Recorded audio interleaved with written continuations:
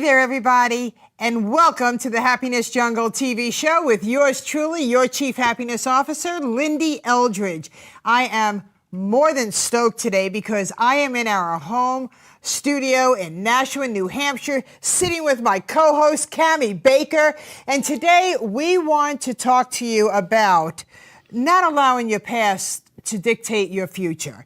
If anything, we want you to use your past to fuel you, to become everything and more that you want to become. So that's what Cami and I are going to be sharing with you today. And I could not be more excited to be sitting across from Cami versus on screen, different screens with Cami. So Cami, it's good to see you. It's good to be here with you. And, you know, thank you for everything that you do, not only for yourself, not only for your clients, but also for the Happiness Jungle TV show, because you really stepped in when I needed you the most. Well, you know, to go into the theme that you have chosen for today, Yes. 2 years ago, when I had gone through a really, really rough patch, and we don't want to let our past dictate our future, you saw I was a mess, and you said, all right, let's put our big girl panties on, let's fix ourselves, come on the show.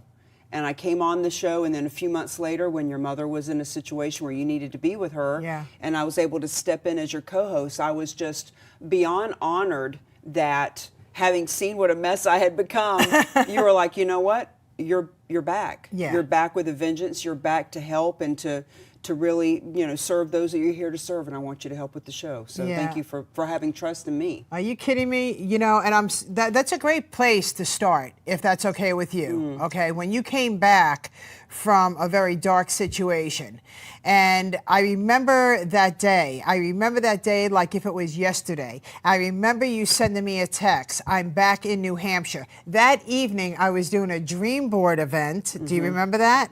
Barely. Up in Amherst, but up in Amherst. Yeah. And I said, Cami, just come. And you were an emotional wreck at that point. But here's why I was so proud of you, because you showed up. You showed up and you started surrounding yourself with the positivity again. And that night was extremely hard on you. And I remember because I was watching you very, very carefully because I could feel it. I could feel the sorrow, the loss, everything that was going on within your body. And I knew that you weren't 100%, but I knew that we could get you 100% back. Well, you know, they say that things don't happen to you. They happen for you. That's right. They happen because of you. Yeah. They happen through you. So when you think about that, you know, so many people could be in a situation like that, in a very negative, hostile personal relationship, and they could be in the oh was me and not have another relationship and be afraid and all of that. But I looked at it as, you know what, I put myself out there. No risk, no reward. Right. And I risked it all, and I didn't get the reward I was looking for. But, you know, I always look for, what can I get out of that situation? It is not a failure as long as we learn and grow from it. And a couple of things that I got from that situation, first of all, I've always been very independent, straight shooter, you know, do what I say what I do. And I had met women over the years, and men, who had been in very controlling, dominating relationships. And if I said to the person, hey, let's go dancing, or let's go to this networking event, or let's go do something, if she were to say, oh, I can't do that, I have to go home, I would always say, girl, put on your big girl panties and just come on. That's right. But after that situation I was in, I have a lot more compassion for people. I know what it's like to be in a situation like that. Yeah. I'm not as quick to judge others. And being that free spirit that I've always been, when you have your freedom taken away, boy, do you appreciate it when you get it back. I felt like a bird whose wings had been cut, and I wasn't able to fly. And I told this person that, I said, you are sucking the life out of my body. My soul is leaving me. Yeah. You have got to let me breathe. And because he wouldn't let me breathe, Right. it was either be completely consumed by that person and just let myself disappear, Right.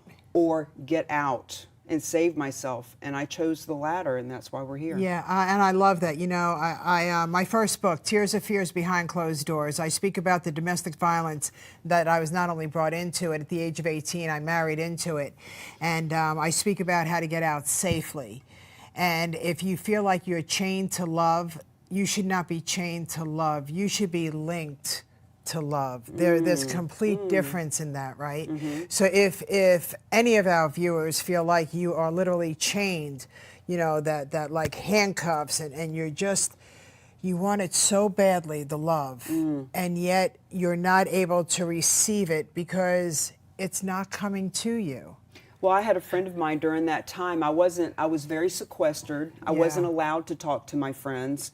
It wasn't that this person said, you can't do it, but they had a very manipulative way of letting me know the consequences if I were to do something. I was never told you can't do it, but I knew that if I did, I knew the repercussion of it, so I just flat out didn't do stuff. Yeah. Including me starting to not look people in the eye. I remember being at the gym and just looking down and not looking people as we passed in the hallway because I was afraid the guy I was with would say, how do you know them? Why are you looking at them? Do you like them? Yeah. Do you want them? Do you want them? Oh, is that who you're texting late at night? So I just quit even looking people in the eye. But this person said to me, Cami, that's not love. Right. I don't know what that is, what it is that you've got going on there, but it's just not love. And, you know, when we talked about this topic for the show, I kind of was thinking of, you know, when I was adopted and growing up and my alcoholism and all that. But I'm kind of glad we've spun into this because it just goes to show.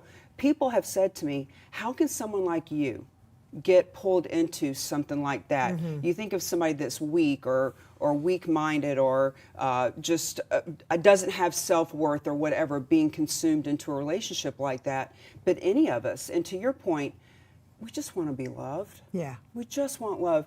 And instead of being embarrassed about the choices that I made, frankly, I'm proud of them. It just goes to show how much of a human being I am, how much I do have feelings, how much I do want to be loved, that I was willing to go to that extreme to find it. And frankly, I'm not jaded, and I'm still looking for it. Yeah, I love that. And you don't know what goes on behind closed doors. So you weren't physically abused. You were mentally abused. And I speak about that in my book because when you're mentally abused, you don't see it coming. You don't even know it's happening. And all of a sudden you fall into the pattern of saying, I'm sorry a lot. That's one of the first clues that there's something not right here. And when you say that, you know, you went to the gym and instead of being Cami, who looks up and wants to just greet everybody just with a friendly hello and brighten everybody's day, it was taken from you silently. And you just wanted to avoid any confrontations and any consequences that were going to happen because the other person had a challenge. It was his challenge, but he went ahead and made it your challenge. Well, and I learned a new term because of all that called gaslighting. Yes. And so for our viewers to, you know, if you find that you're in a relationship where you're questioning your own sanity, maybe he is right. So for me, I wasn't saying I'm sorry, but I was questioning everything that I said and did. I started thinking, well, he was in a 20-year marriage, and I've only been in 5-year relationships. Maybe he does know how a relationship works. Maybe this is what it's like to be in a long-term relationship. Maybe I am crazy, or he would say something to me, and then when I would bring up that he said it, he would say, I didn't say that. You know, to the point, and you know, the first couple of times I thought, yeah, you did. But then I got to thinking, well, maybe you didn't. Right. See, so it's that mental, slow abuse that happens. You could see a fist. You could see a fist. You could see something being thrown at you. You know it, you know, and then you bruise on the outside. Well, and for those who have been physically beat, I hope that you don't take this the wrong way, but I often thought, I wish he would just punch me. Right. Because if he punched me, people would see the black eye, and they would know what was going on. Yeah. But because it was so malicious and so manipulative, on the outside, everybody loved him. He ran the town. You know, everybody worked for him, or their friends worked for him, or they bought from his store, whatever. Like, he ran that town. Everybody loved him. And the sick thing is, I loved him too. Yes. But the manipulation was just, I could just feel myself disappearing. Well, you ran away. You literally packed your car. You had a small car. Yeah, Fiat, smallest car they make. Smallest car, you know, and you said, I don't care what I leave behind. I just got to pack the things that are the necessity. And you fled. And you know, Cami, it's funny because when we bring that up, I was physically abused. I was mentally abused. I was all of it, you know. So when you say, you know, you wish that he would have punched you so somebody would have recognized it, well, guess what you would have done? You would have had an excuse. Oh, yeah. I fell. I fell. I can't believe I hit my head like that, you know. Yeah. Or the bruise on my arm. I was such a klutz that day. Yeah. You know, there is so, yeah. So whether it's physical abuse or mental abuse, they're both bad. They're both bad. But mental abuse, because I know that for a fact, it just came, I didn't see it happening. I felt it happening, but I felt like I was a little girl who just wanted to be approved and loved. So I kept on doing things to try not to get yelled at, to get the approval. And it was never coming because once I did that thing, then it became something else. And it was a constant battle with, and then you become into the trap of not liking yourself. You're not sure of yourself. You don't want to look in the mirror anymore. So I remember when you were with that person, and Cami, you were doing videos like non-stop prior to you leaving the state of New Hampshire, prior to you moving into another state with this man, right? And then I didn't see you anymore. But then I would see you doing videos with him. I knew right there, because I know you, because I'm attached to you that way, that there's something not right there. There's just something not right. Well, you know, the show's gone in a little bit different direction, but for those who are watching, if you're in a relationship where, you know, with this person, if I went to take a picture, he was in every picture. Right. And if I tried to take a picture by myself, the question of, well, why would you need a picture without me? You're my true love. If we're together, you should never need a picture without, who are you going to send that to? Right. Why would you post a picture of yourself on Facebook without me? What, are you trying to let people know that you're available? Just all this manipulation. And even, you know, we went to pick up a car that was part of an auction that was happening. And we rode together, and I got in this cute little convertible to drive it back because we were auctioning it off. Cute little car. And I wanted to do a Facebook Live to promote the car and how much fun it is to drive it. But I dared not do a Facebook Live by myself for fear of the repercussion of, you did that by yourself. Who do you want to see you by yourself? Why did you wait till I wasn't with you to do that? And it was just all these things that were happening. If you have someone that is manipulating you to that point, there's something wrong with that. And one of the reasons he didn't want me to talk to my friends and when I got there, I wasn't allowed to make friends. The only people I hung out with were he and his friends, and I couldn't even hang out with them unless he was there. And I wasn't allowed to talk to people here. Once again, he didn't say you can't, but if I got on the phone with somebody, I would be berated with questions about, you know, what's so important about that? We're together. If you need to take time away from me to go talk to someone else, are you making money? Are you making us money? Like, why would you even be talking to them? And I realized when it was all said and done that one of the reasons he didn't want me talking to people was because when I did, they would say things like, you're doing what? Right. He said, what? Time will either expose you or promote you, and he was afraid of being exposed. And one thing that he said on a daily basis was, are you talking about me? Hey, I saw you over there with a customer. Did you talk about me? You can't go to yoga, because if you go to yoga, you're going to be friends with those women, and women talk about men, and you're going to talk about me. So we don't want to let our past dictate our future. Right. So how did it fuel you? So how did it fuel me? Well, I tell you, experiences help you to see what you want and what you don't want. Right. You know, and I'll certainly see those signs next time. Frankly, I'm still open, and I still know that I deserve love and I want love. And at the same time, I start to notice very quickly if there's dominating or controlling statements made in the first couple of days. I'm like, whoa, red flag, red flag. Right. And let's talk about that for a second, because change is very, very difficult. Okay. So, I'm really thrilled that this is the way the show went. Neither one of us knew where this was going to go, but I am absolutely thrilled that this is where it is, because now we want to talk about, okay, we are going to get out of this relationship, and there is a way. Okay, number one, there's a lot of 800 lines, support lines. Please call them. Please speak. You're talking to people that have been there and want to help you get out of it safely. That's number one. Number two is that it makes you so conscious of your next relationship. Now, prior to you ending that relationship and starting a new relationship, I am asking everybody out there to take a break from a relationship and learn about you. Learn about what it is that you want to do. What are you passionate about? What do you love to do? And then I want you to go out and do those things. I want you to learn about you. I want you to fall in love with you so much that you feel like somebody else is loving you. And don't be hung up on why did he do that? Right. His issue, what he or she, whatever That's right. situation. Yeah, we want to talk about it, we want to vent it, we want to get it out. But for me, I needed to look at what was my part in this. Right. You have to take ownership. Ownership. Yep. What did I do to, now, don't get me wrong, if someone punches you in the face, you shouldn't sit around thinking, wow, I deserve that. That's not what I'm saying. But what was going on in me that had me see red flags, Right. but dismiss them, and to move forward anyway? What was so desperate in me that I wanted love so badly that I would do and put up with certain things, you know? And how can I learn from that and not let it happen again? Right, exactly. So it's very difficult when you are starting a new relationship and you're attracted to somebody. And things are going very nicely for the first few days, for the first few weeks. You're hearing things that are kind, and they're nice, and they're present. And then within a matter of time, and I don't know how long that time is, it could be weeks, it could be months, but all of a sudden, here comes time will either promote you or expose you. And the person isn't showing up for you as much as they were. And now you're chasing it again. You're falling back into the pattern, right?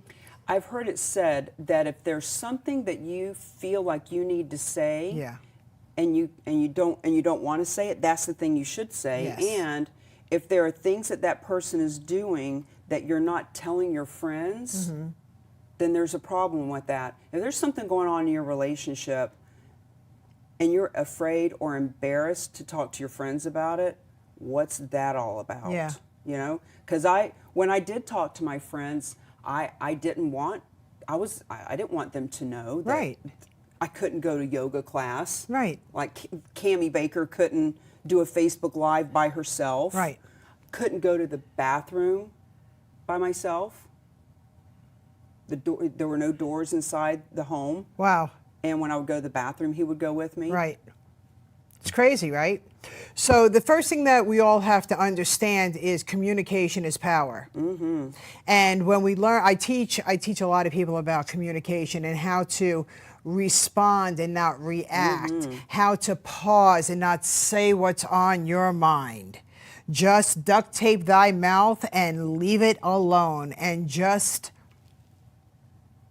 because the more that when you're in a situation, when you're in an argument, when two people start arguing and it turns into a yelling match, nobody hears anybody. So I want us to be able to truly control our part, and that is communication.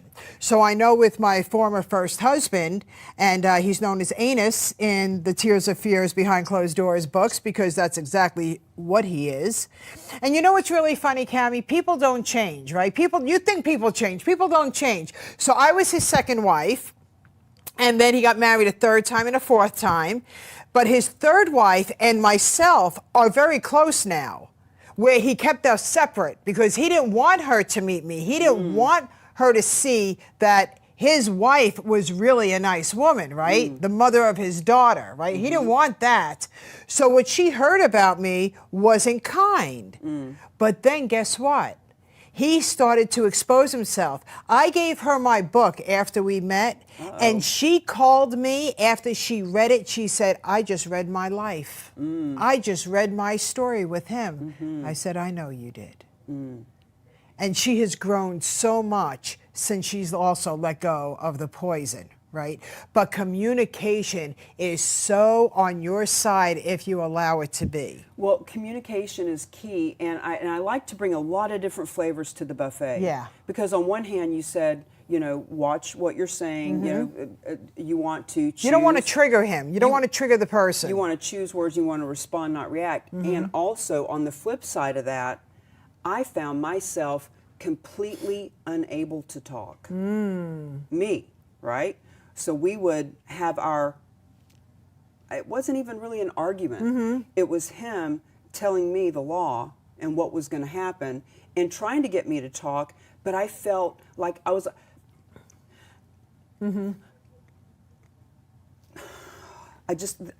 I couldn't get a word out. Yeah. I would sit on that couch for an hour and have him talking at me. Right.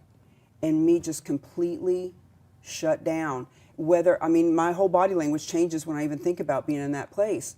And whether I had something to say and I just couldn't find the right words, or whether I was just completely dumbfounded, I was like, I don't know what I can say. Right. Anything I say is going to be picked apart. Nothing is going to be right. It's all going to be pulled the wrong way. And I would just sit there in silence for an hour. And when I needed to get up and go to the bathroom, I would have to tell him, I have to go to the bathroom. I'll be right back. I'm not leaving. I'm not leaving the conversation, because for him, you couldn't just say, you know what? I need to think about this. I just need a break. I need to go get some air. If I went outside when we were having a conversation, it was me leaving him, leaving the conversation, avoiding this. And you know what? Sometimes you need to go take a drive. Right. You need to be able to breathe. You need to be able to That's think. right. So if you're in a relationship with someone who won't let you leave the room during a conversation, there's a problem with that. There's a challenge with that. So let's turn this around, okay? Yeah. Because I want to leave our audience with ways to, number one, be aware, and I want them to be happier, and I want them to realize that life is absolutely fabulous when you're not in prison. Yep, 1,000%. Right? Because I know once I left my domestic violence situation, the world started changing. So let's talk about that, okay? So after my relationship, okay, I knew that I also needed to change my playground, because my playground was also associated with combination of friends. Well, I knew that probably wasn't really a great place for me to be, because then you wish you run into them. And you just do. I mean, it's the craziest thought, but you do, right? Because it's human nature. So the first thing that I want to recommend to everybody is find a new playground. Find people that don't know you. Find people that are going to get to know you, so you get to start a brand new beginning. And there's a lot of ways to do that. Meetup.com, you could get on there. You can list all of the things that you love to do: kayaking, swimming, knitting, skiing, business, right? Anything. I love that you bring this up, because every time I get interviewed, when people say, what's that pearl of wisdom? What's that thing you want to leave with our viewers or our listeners? I always say, change your playgrounds and change your playmates. Yes. Usually it's from the perspective of, if you want to be an entrepreneur, then hang out with entrepreneurs. Right. If you want to be a positive person, hang out with positive people.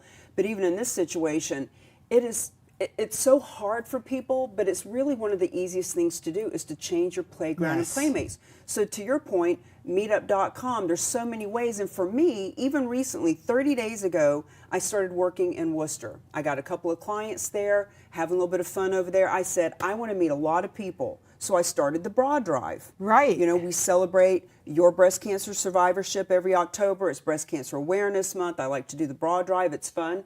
And now I've changed my playgrounds, changed my playmates, specifically in another town. So when people say, well, I've got all these friends, what do you want me to do? Dump my friends? No, guess what? There's plenty of time in the world, plenty of places to go where you can meet and hang out with new people. Yeah. So go volunteer someplace. Right. Go volunteer at an animal shelter.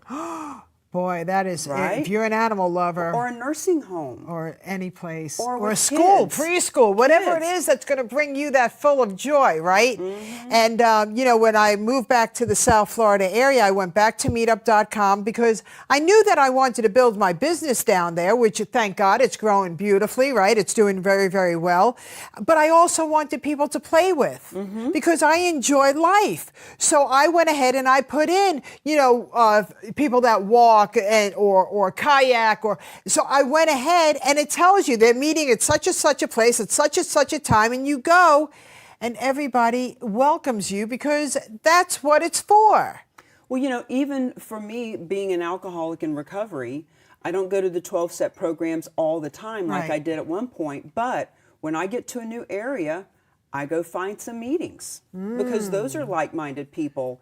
And as an addict, when I'm with other addicts who are in recovery, it doesn't matter what state I'm in, what country I'm in, I always, if I walk in that church basement or that conference room, or even in Las Vegas, they have them in hotel rooms. When I walk in there, I'm with my people. Yeah. And I feel at home. I went to Key West about 3 years ago. I was doing a book tour. My book had just come out. I was in Miami. I rented a car. I drove down to Key West. I was seeing another narcissist at the time, and I felt so alone. He wasn't coming to visit like he said he would. And for 4 days in Key West, I went to AA meetings. Okay. Morning and afternoon, I went to these AA. Just gave me an hour with people that I wasn't alone. Right. I just had people that I could communicate with. I could talk about why I was in Key West, etc. Right. And when I left and went and walked the boulevard, I wasn't alone. Yeah. Yeah. Beautiful thing. Beautiful thing. So we only have another minute or so. So number one, call the 800 number. If you're really having the challenge and you know that you are having a challenge in your relationships, please start calling an 800 number. If you even think you're having a challenge, you're having a challenge. Yeah, if you're thinking it, it's happening, okay? So that's number one. Number two, get to meetup.com on social media and go out and meet new people, whatever those people are for you. You know, even if you have young children, there are play dates on there. So, I mean, there's everything. Roller skating, I mean, you name it, it's out there. And I know that because of my past that has fueled me to become who I am today, which is the Chief Happiness Officer, and my mission is to help people live a happier, more joyful life, because I never said that life was easy, but I did say that you could be happier. And that is the God's honest truth. And I know I am watching you grow. I am, Cami, you are known all over the New England area and beyond because of who you are. You're very, very authentic. It's because of everything that you went through. So for everybody that's listening to us today, I want you to think about your passion. I want you to think about your past. If you want to contact me, if you want to contact Cami, we are very easy to find on Facebook, Instagram, and LinkedIn. Lindy Eldridge, Cami Baker, Happiness Jungle, Mingle to Millions. We are here for you. And if you are ready, we will help you with the right direction so you could fuel your tomorrow. What else you got to say? You got 3 seconds. Change your playgrounds to playmates, whether it's Meetup or wherever you want to go. Find the people. Whoever has what you want, find them and hang out with them. Amen. Bye, everybody. Have a happy today and tomorrow. It's all up to you.